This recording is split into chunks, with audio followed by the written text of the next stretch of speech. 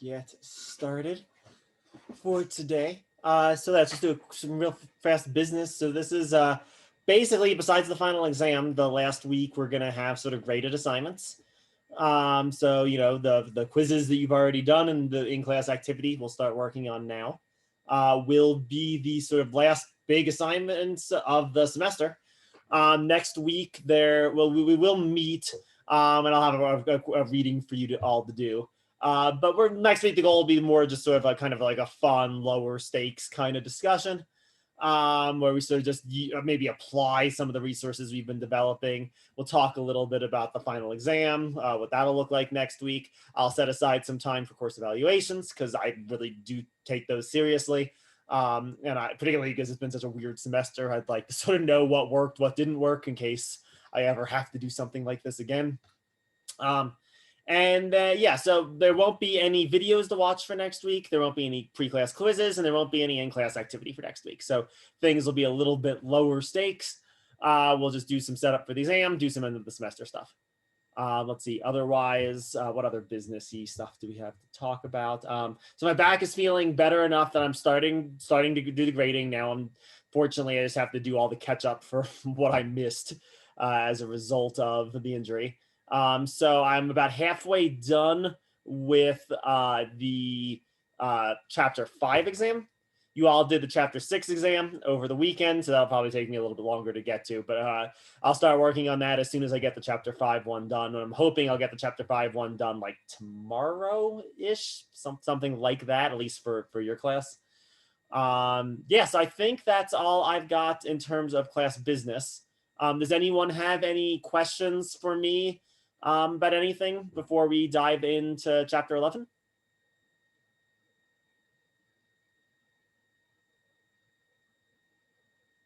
All right, awesome. So before we start with chapter 11, I just want to show you all something. So this is not the right page. There we go. So this is for next week in next week's module, the week 15 module. As part of the final exam review, I posted 2 documents that might be helpful to you. You might want to open these up actually for this week as well. So the first one, the biases that impact inquiry, this is a complete list of all of the psychological, social, and cognitive biases that we're going to talk about today. And then below that is the complete fallacy list. These are all the fallacies that might show up on the final exam, and they might show up in today's in-class activity too. So I just wanted to show this for you. So this is for the next week's post-class assignments tab within Canvas. You should find both of those documents. You might find them helpful today in the course of going over the problems that we're going to talk about too.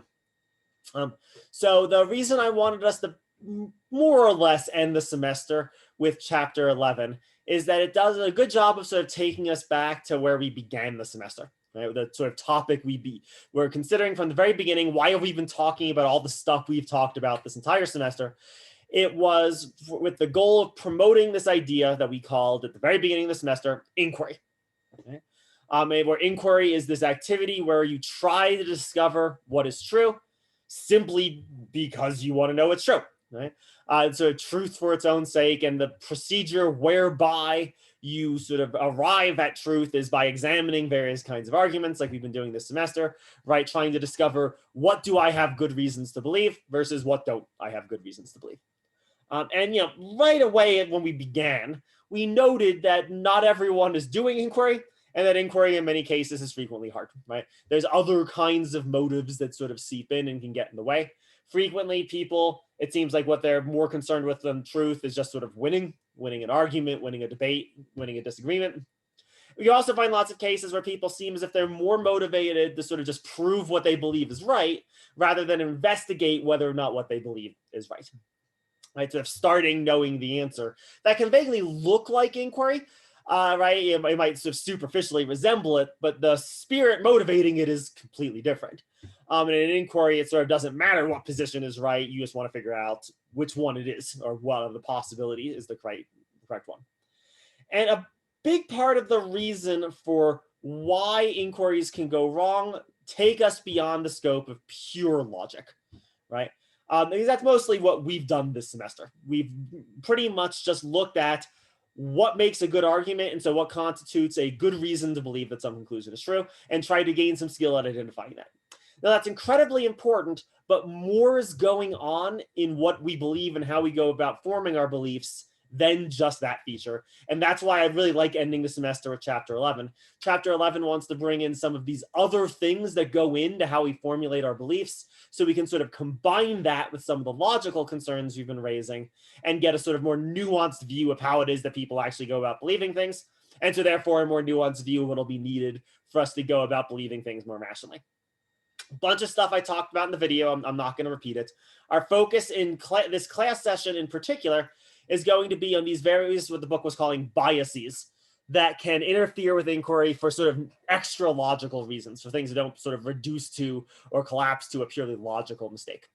And all of these biases, we have 3 different large categories: psychological, social, cognitive. They all are in some sense or another sort of features of how we work. So how we work emotionally, sort of loosely, is what how these psychological ones are. How our emotional lives work. Social biases, think how sort of like groups work or how social dynamics tend to work. And the cognitive biases are just literally features of how our brains work, how our brains process information.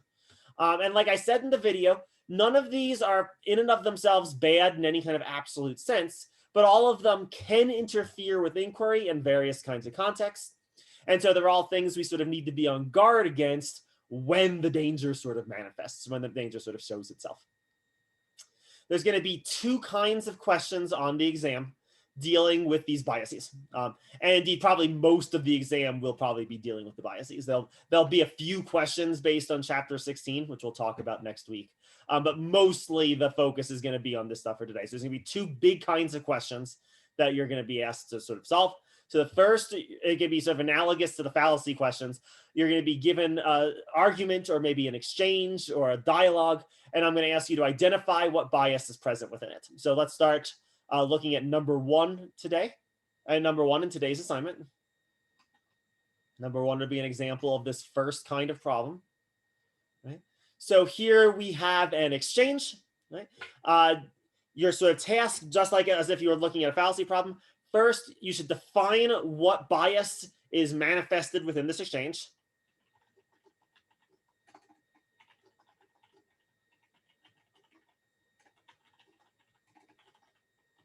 Right? Just like you sort of began fallacy problems by defining what the fallacy was. And then second, explain how this specific argument manifests that bias.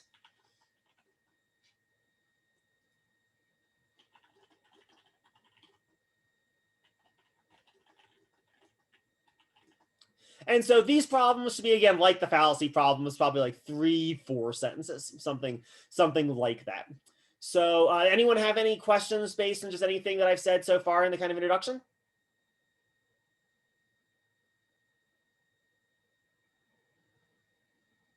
All right, then why don't you try answering these 2 questions for number 1? It'll take maybe a minute or so for these.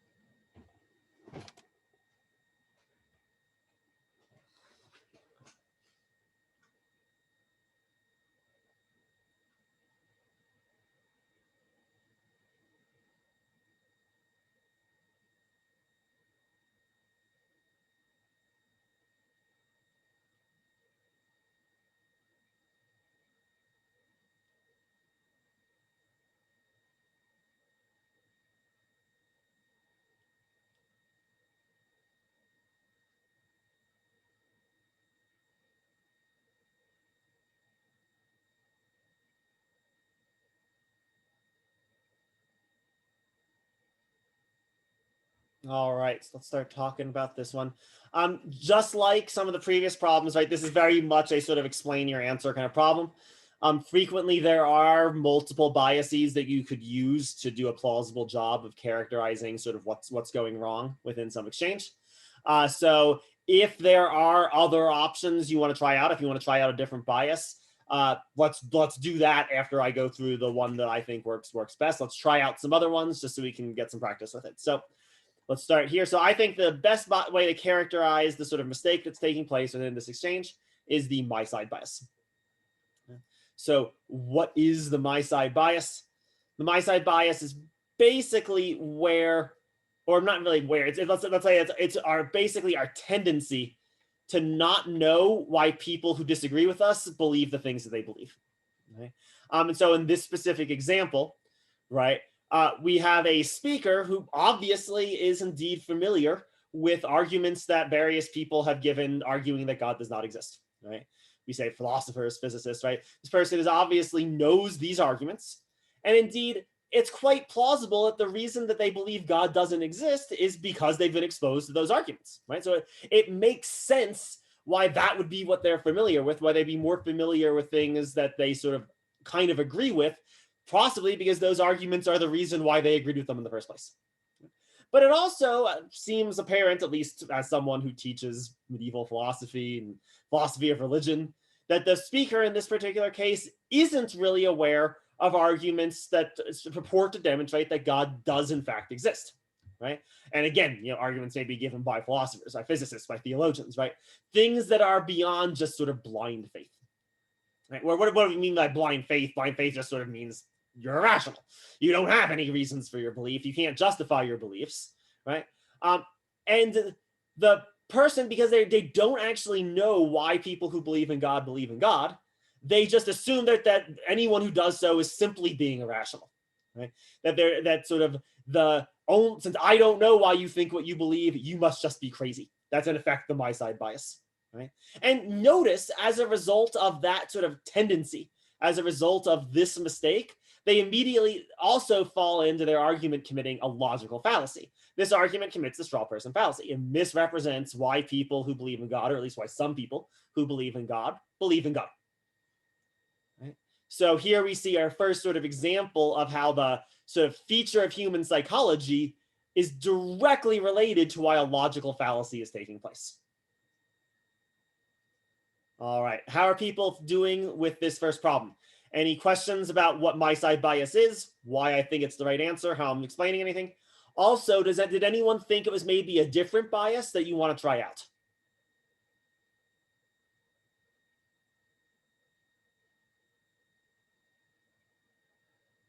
Good so far? All right, then let's do the same thing for number 2.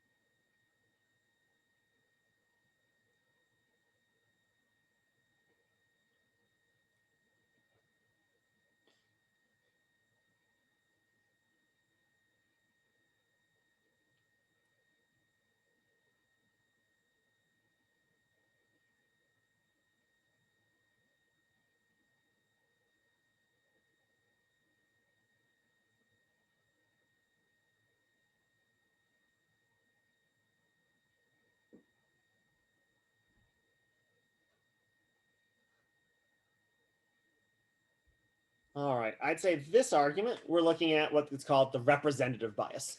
So representative bias, that's in the cognitive family. Right? The cognitive biases are literally features just of how we process information, how we sort of process information about the world. And the representative bias is actually super useful in a lot of cases. This is basically why if I touched a hot burner and sort of screamed, you wouldn't need to touch the hot burner yourself to figure out that it was painful, because you'd assume that your experiences are typical of other people's experiences. Other people experience more or less the same thing that you do, right? And so that's super valuable, right? It's indeed quite often true that human beings have had very similar experiences to one another. And if you assume that everyone's experiences were just completely unlike your own, that would indeed be just as problematic in a lot of cases. But where the representative bias becomes a problem is that if you ignore or overlook people who have had different experiences just because they're not your experience. And that's where this becomes bias and where it can hinder inquiry. It basically means you sort of reject perfectly good evidence just because it doesn't line up with your own personal experiences.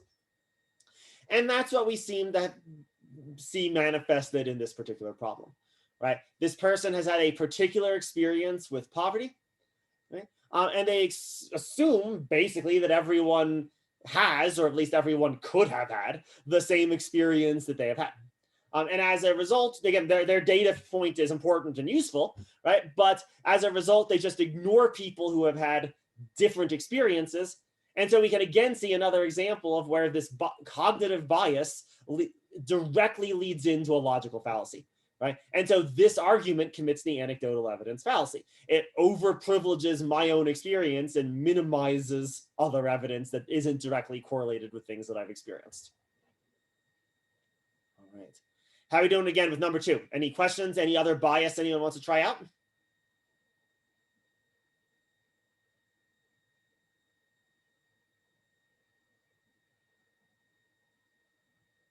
All right, let's go to number 3.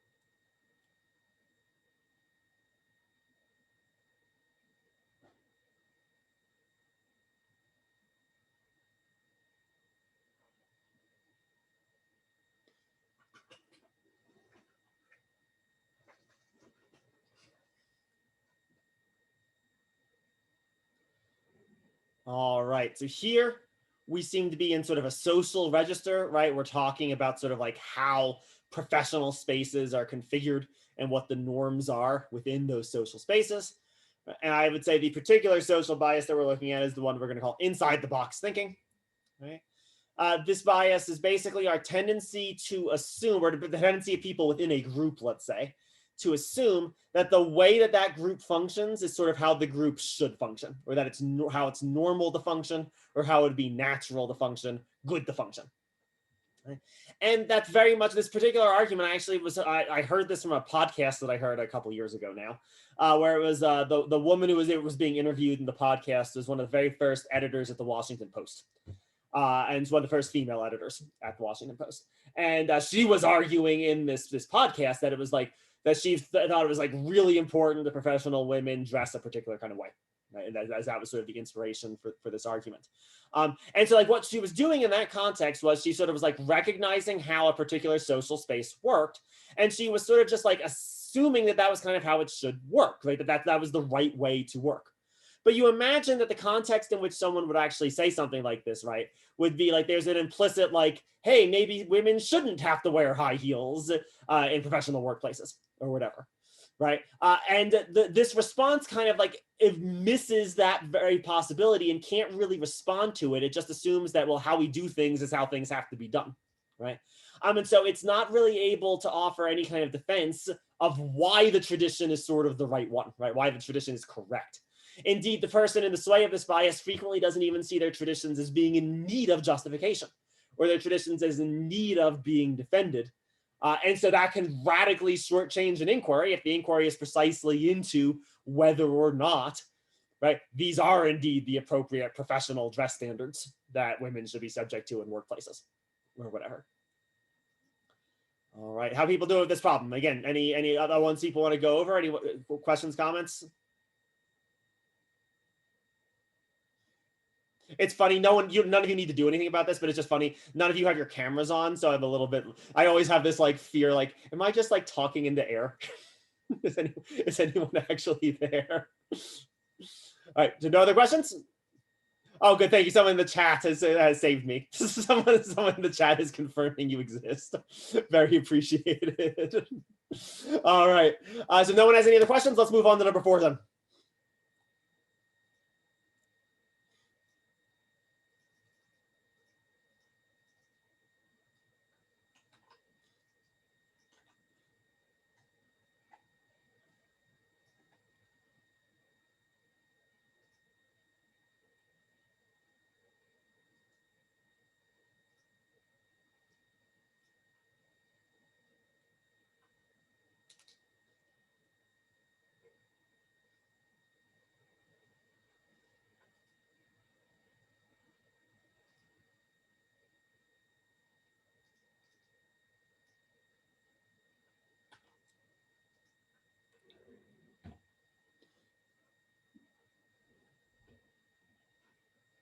Actually, the funniest would be if my camera was just muted, or if my microphone was muted the whole time and none of you said anything.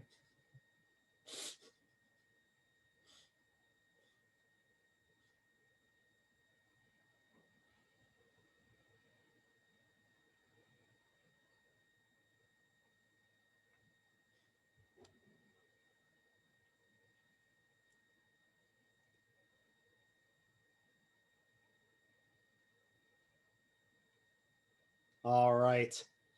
So here, right, we seem to be in more of a psychological register, where sort of like an emotional kind of reaction seems to be taking place, rather than a group dynamic or sort of a information processing kind of dynamic. Right. And so I would say I would characterize this bias as the defensiveness bias. Right. We sort of have person A. You imagine maybe this is me or something grading a student paper, right? So being like, hey, the paper, I don't think it works. They're kind of criticizing the paper, criticizing the person B has advocated, and person B and sort of interprets this position or this criticism as a kind of a personal attack in some sense, and so sort of responds by attacking, sort of responds by sort of rebutting the assault with another assault or the attack with another attack, right?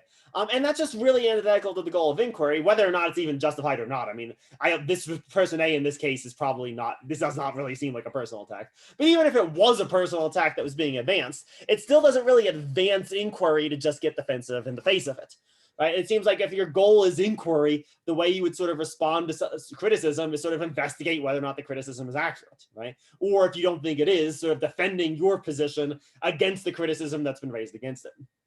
Right? That would just sort of like get closer to the relevant issues, the relevant concerns. But by getting defensive, you sort of detract the conversation away from the actual topic. And again, we sort of see, therefore, that as a result, this argument also commits a logical fallacy. This is, again, the straw person fallacy, right? Person A never said that everything was made up in the paper or that the person's a liar and a bad thinker. Like, none of that was ever said, right? The conversation has gotten sort of derailed by the defensiveness, and that derailing led to various sort of fallacies of illusory support getting committed. All right. So anything else people want to try out for number 4? Any questions?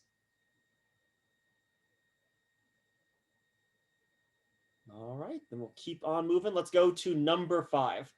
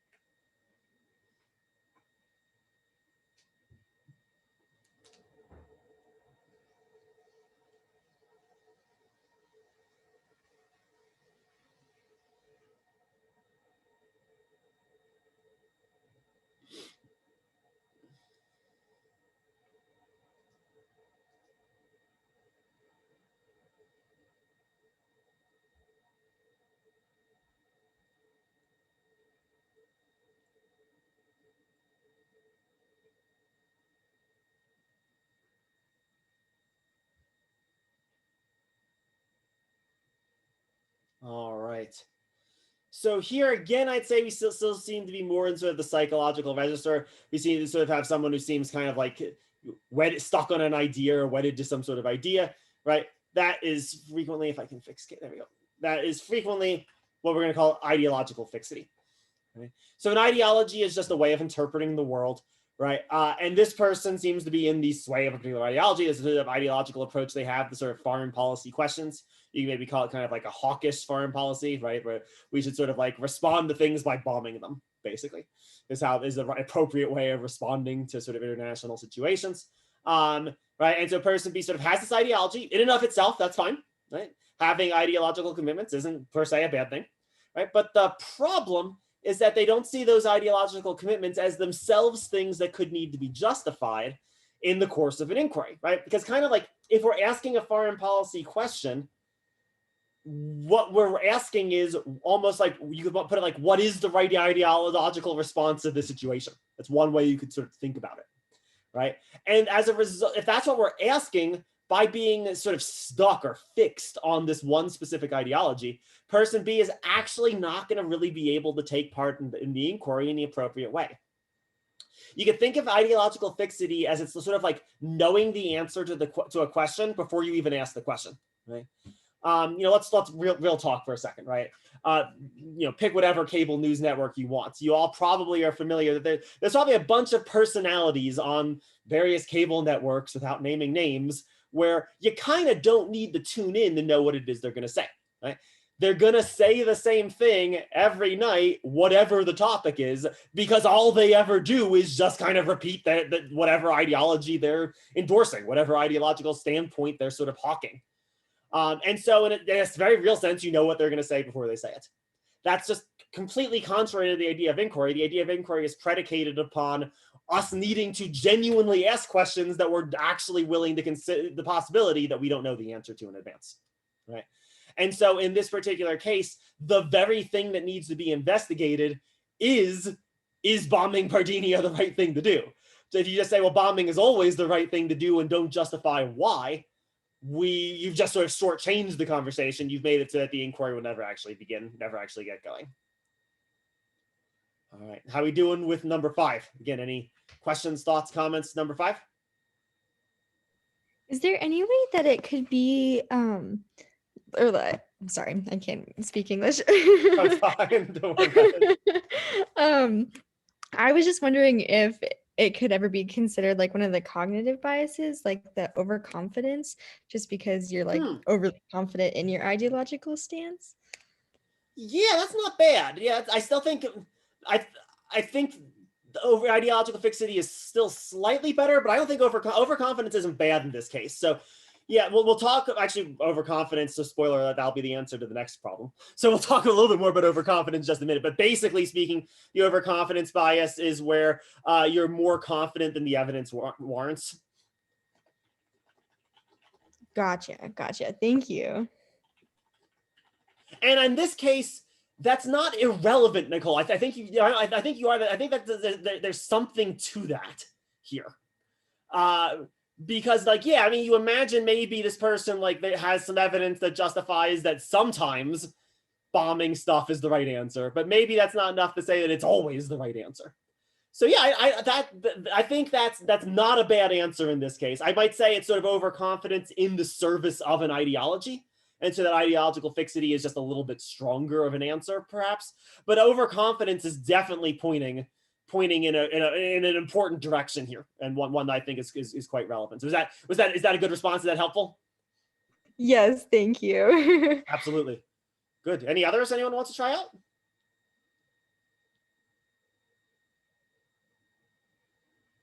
All right. Well, I just gave the answer to 6, but look through it at least, see if you can maybe give a more in-depth explanation of it. Then I won't give you quite as long since I sort of just gave the answer away for this one, but we'll do this last one in just a minute.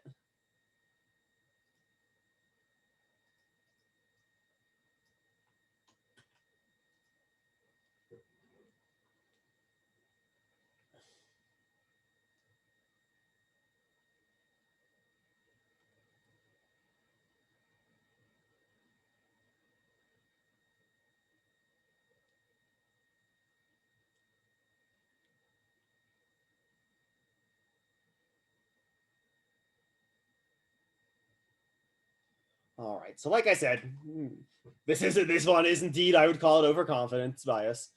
The way to think of overconfidence bias, it sort of has two parts to it, basically. There's sort of two different ways of making the same mistake. One possibility in the overconfidence bias is where a person sort of like believes something that they have minimal evidence for as if it was absolutely proven or something, as it was actually definitive. So they sort of are more confident than they should be, hence the name overconfidence bias. The other possibility, and that's more an example of what's taking place here, is where a person adopts a more extreme conclusion where the evidence only would justify a more moderate conclusion. So in this particular case, we've got this, this sort of scientific study, right? I made it up, but whatever, right? Well, let's say this was indeed a reasonable scientific study. This was a reasonable authority for us to trust in this case, right? And where the conclusion that's arrived as a result of that careful study is that like drinking too much coffee maybe is a bad idea particularly if you have other pre-existing risks for things or whatever, right? That's a pretty moderate conclusion. Person A sort of like misinterprets it. That's why they were in sort of the cognitive realm. They sort of have misprocessed this information, and they've misprocessed it by adopting a far more extreme conclusion than that actually was supported by the initial evidence, right? They heard, or they sort of are told this, maybe you should cut back on coffee. They hear that as coffee will kill you. The reason why I think this one is a little bit better for overconfidence than the last one is that this person's not making this mistake in service of anything in particular, right? Like they don't have a I hate coffee ideology or something, right? Here it's just purely they're not processing the information quite right. And they're not processing it in the sense of being more confident in it than, again, the evidence sort of says they should be. So how are people feeling with this one? Or indeed any of the 6 we've talked about so far, really? Any questions about any of these first kind of problem?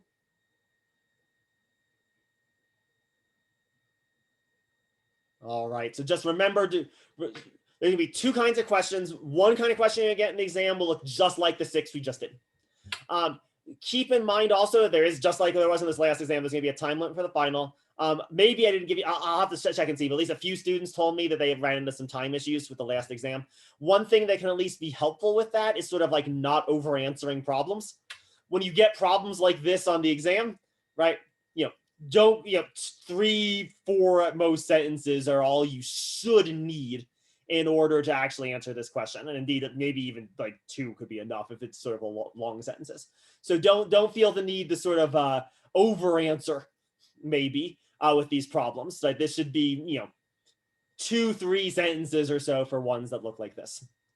Yeah, and what I'll do is I told the people what I'll do is when I go through the exam, if I see a sort of systematic problem with people just not having enough time, I'll curve the exam slightly to sort of account for it. If I didn't give you enough, that'll be the easiest way to handle it. I just won't know that till I actually go through and look at everything. But so yeah, once I get that graded, if need be, I'll add a little bit of a curve if I didn't give you quite enough time. But also then on your side as well, though, just make sure you're not over answering questions too. Make sure you're keeping the rough guideline is that like however many points a problem is worth is roughly how long you should spend on that problem. That's sort of the rough guideline for it. So the other kind of problem that's going to be on the exam, and that's like the next 3 that problems on the in-class activity, those are quite a bit longer and they're going to be worth a lot more points. They'll be worth like 6 points as opposed to like 3 or 4. So the expectation is to spend a bit more time on those longer problems. So let's look at some examples of those longer ones now. So let's look at number 7 for a second.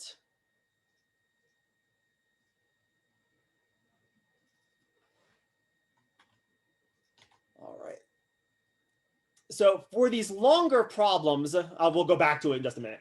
I actually want to just set up why we're even talking about any of this stuff. The reason I really like chapter 11, and a lot of logic textbooks don't have a chapter like this. It's actually one of the reasons I chose this textbook for other problems that I have with it, is that logic doesn't occur in isolation. We don't form beliefs in isolation. We already saw some examples of how these various biases almost immediately suggested people falling into sort of logical fallacies. And that's almost always the case. If you think back to when we were talking about the fallacies earlier in the semester, it's almost always the case that they're really obvious once you recognize them, right? They're systematically bad arguments, and again, we're all rational to some extent. We can all recognize that. We see that relatively straightforwardly when something has gone wrong. And yet, nevertheless, people still find them compelling. Why? It's because other stuff is going on. Almost always, one of these biases is going along with the fallacy. Right? And that's the more interesting thing. That's sort of like in the real world, being rational, that's the challenge. It's not enough just to like check your logic. You also have to sort of like check your psychology, check your social dynamics, check your how your brain works. Be aware of all of these things, combine them together. Similarly, my guess is, you've all had conversations with people. Maybe you've even noticed people making a logical mistake. Have any of you ever tried being like, well, actually, that's just a logical fallacy? Okay. You're not going to get a great response. But that's not going to change people's minds exactly, because again, more than just a logical mistake is taking place. You almost like need to get a little bit deeper. Why is this fallacy taking place? Respond to that. That's what this next sort of class of questions is designed to answer, or designed to help with. So let's turn to number 7. So what I'd like you to do with these longer questions, these questions with more steps into them, there's sort of 3 parts. So part 1, there is a fallacy committed in the argument, identify the fallacy, and give a brief explanation of what the fallacy is.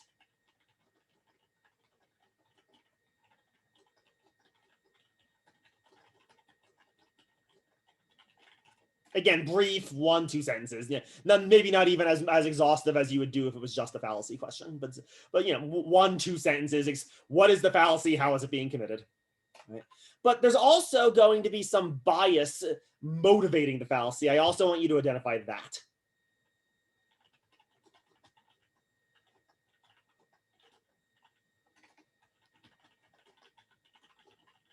And again, give a brief little explanation of why. And then the last thing, I want you to sort of write up a response to the fallacy that sort of addresses both the logical mistake, but also the underlying bias.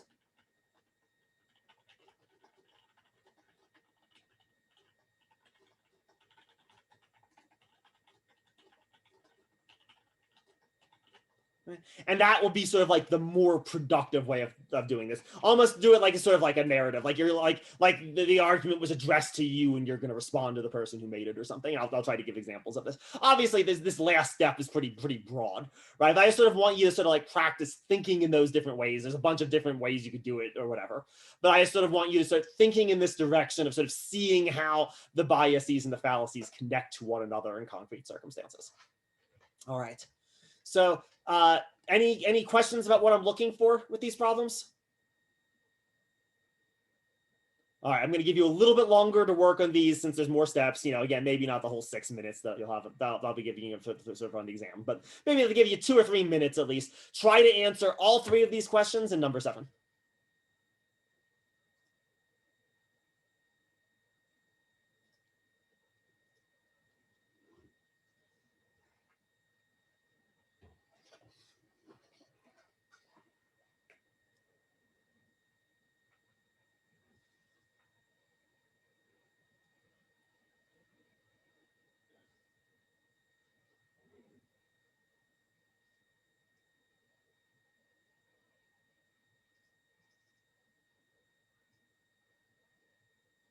Oh, and again, remember, if you want a full list of the fallacies, again, just go to, where are you? Nope, that was not the right place. There we go. Yeah, if you go to this week 15 post-class assignments tab in Canvas, and you'll have the full list of all the fallacies that can show up on the exam.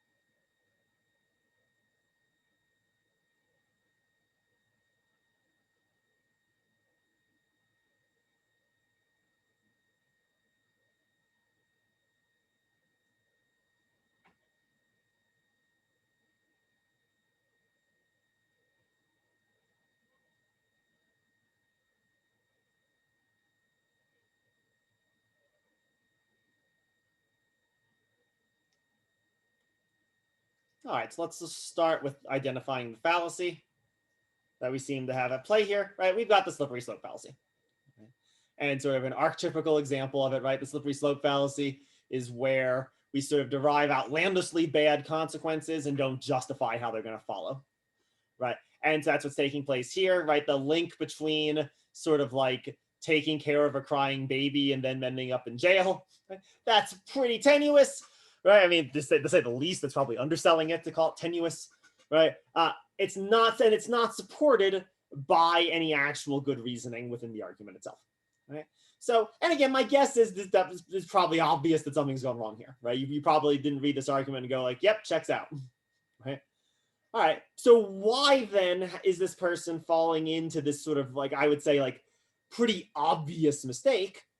I would say we see also manifested in this exchange the cognitive bias of the availability and vividness. Okay? That there's sort of like a particular memory, particular experience they had when they were young, right? That was just really sort of vivid, really present to them, traumatic, we might even say, right? Made a big impact in their life.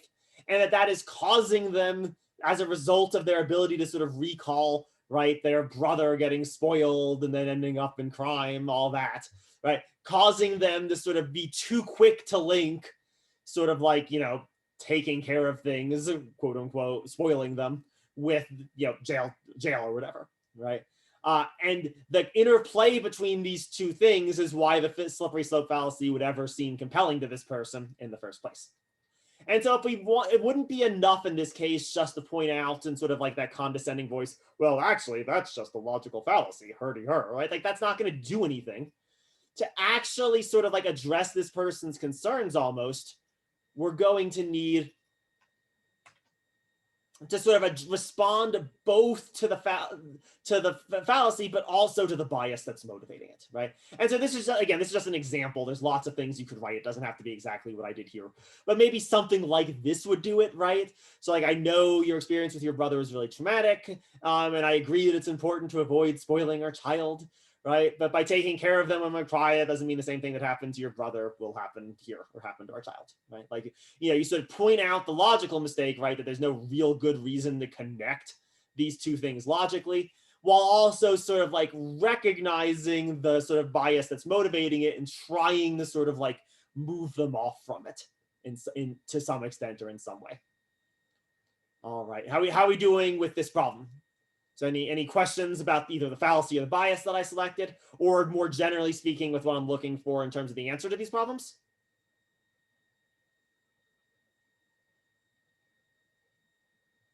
Seems okay? Seems under, you get what I'm looking for? All right, awesome. Now let's do the exact same thing for number 8. For number 8, for what it's worth, I sort of, if any of you have seen The Office, I sort of was thinking of like Michael Scott from The Office as the person who gave this particular argument. If you know that show and if that helps you at all in thinking about it.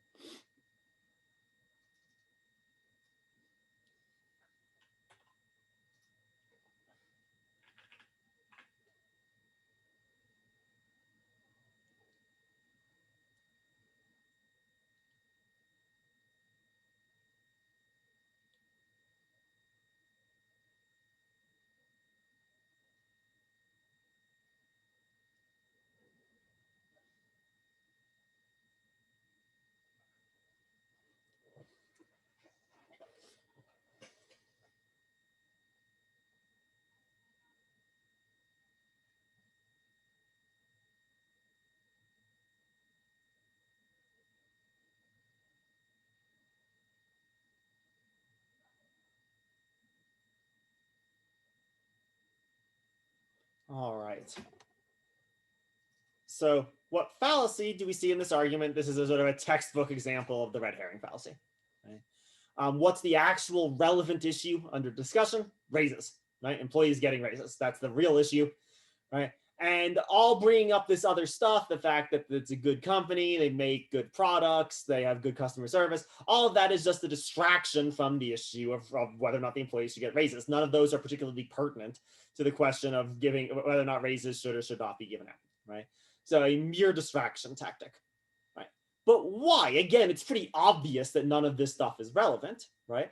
Why is it being brought up then if it's irrelevant? Okay, one possibility is it's just being brought up because the boss is evil or something. That's a possibility, right? They're doing it deliberately, trying to distract from the relevant issues. But there's also, I think, another way that this could sort of be seen, right? Again, that's why I sort of said Michael Scott from The Office or whatever, right? Like this seems to be a case where like how the boss sort of sees himself, or how the manager sees himself, is sort of tied up in how the company is perceived, or how he's employed as a manager, or that it's important to him that he be seen as a good boss, right? And so we call it the identification with beliefs bias, right? You could also maybe run a social version of it, which would probably be inside the box thinking. You could maybe do a version of that too, but I'll just do it for the individual at least. On the individual level, we got this identification with beliefs, right? It's how this person sees themselves as a good boss working for a good company. And that does indeed sort of incentivize or motivate them to bring up relevant things about the company that are positive when exposed to sort of relevant negative things about the company. Right? And so sort of responding to the red herring should sort of like also sort of respond almost, I guess, in a little bit with the gap between how they see themselves and how they really are.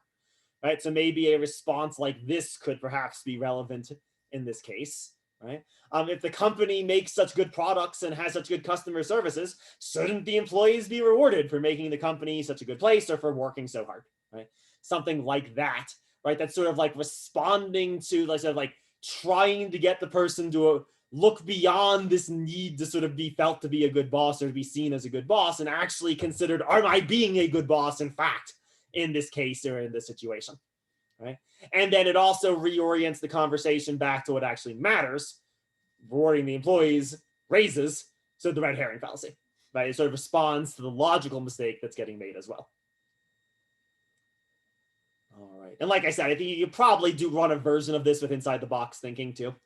Where you're sort of like making it sort of like it's a feature of the whole company that the company thinks of itself as really good or something like that. So identification of belief is frequently connected with inside the box thinking. They're frequently related. All right. Any questions, issues, comments about number 8?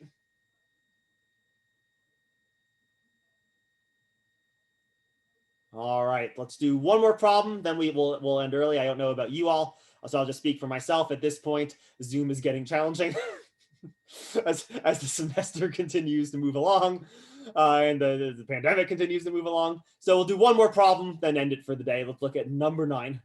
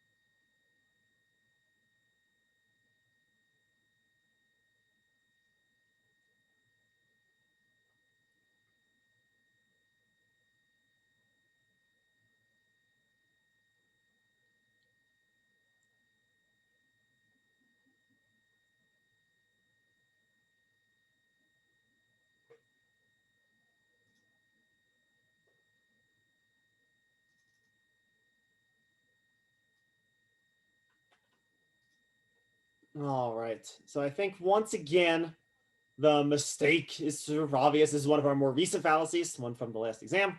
We've got the post hoc fallacy here, right? Birds are simply not a credible causal candidate for why computers crash. They're just not a good option, right? And the fact that a bird happened to fly by right before the computer crash doesn't mean that there was a connection. It's probably just a coincidence of some sort. Right. And so we are looking at the post hoc fallacy here. And again, it's like pretty obvious, right? Like, why would someone ever make this mistake is kind of like the question you'd almost be wondering. Like, this is a pretty egregious instance of getting something wrong. So why is person A getting this thing wrong? What bias is motivating this mistake? To me, this definitely seems like a sort of a failure in how they're processing information. So it seems like it's a cognitive bias of some sort. They're not doing something with these. They're not doing the right thing with all these memories. And the one that this particularly sounds like to me is what's called the confirmation bias. This is our tendency to basically only look at evidence that confirms what it is we already believe, and to be sort of really dismissive of evidence that actually goes against things that we believe. And so that definitely seems to be manifested here, right? This person's probably had hundreds or thousands of experiences with animals in the course of their life, but they're only remembering the times when something bad happened, right? The times that confirm their thesis that animals are unlucky, right? And so they just aren't remembering times when they had positive or neutral experiences. And so that's why what to us seems as if it's an obvious mistake, to them doesn't. They actually sort of probably think they've got good evidence to support their conclusion that birds are dangerous, these bad memories, but those bad memories are only able to serve as evidence because they're ignoring all the other memories that don't go along with or confirm the hypothesis that birds are unlucky. Okay. And so here again, we see these two things as being really intimately connected. And so our response will similarly need the sort of connected. And indeed, in this particular case, I actually imagine pointing out the post hoc fallacy in and of itself is actually going to be not super useful. The first thing because they won't recognize that it's not. They think they've got good evidence that animals are unlucky, right? So the thing you'll actually need to hit before you even get to the post hoc fallacy is you'll need to sort of get them to deal with the confirmation bias first. You'll need to maybe get them to remember all of their other experiences with animals that they've had where nothing bad happened, right? Before you can even begin sort of like working on these. So therefore, this is just a coincidence side of the response. All right. So that's all I have for this problem. So any questions with this problem? Or with any of the problems we've talked about, any of the maybe any of the biases we didn't talk about today that you want to go over? Yeah, anything else anyone would like to go over?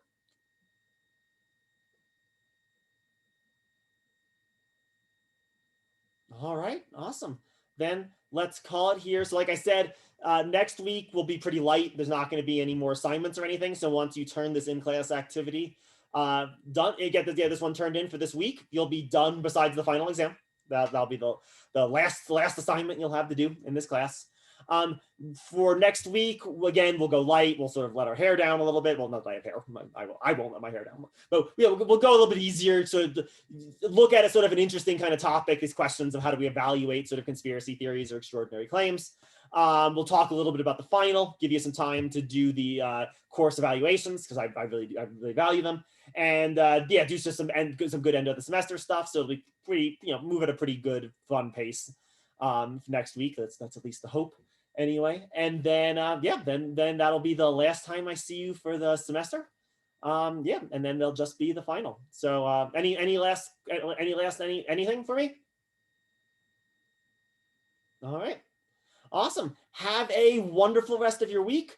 I'll see you next week. Yeah, and I'll try. I think by tomorrow, unless something goes wrong, I should be able to have the chapter 5 exam at least graded. So I'll at least start getting caught up. Have a good one, everyone. I'll talk to you later. Thank you. Absolutely. Thank you.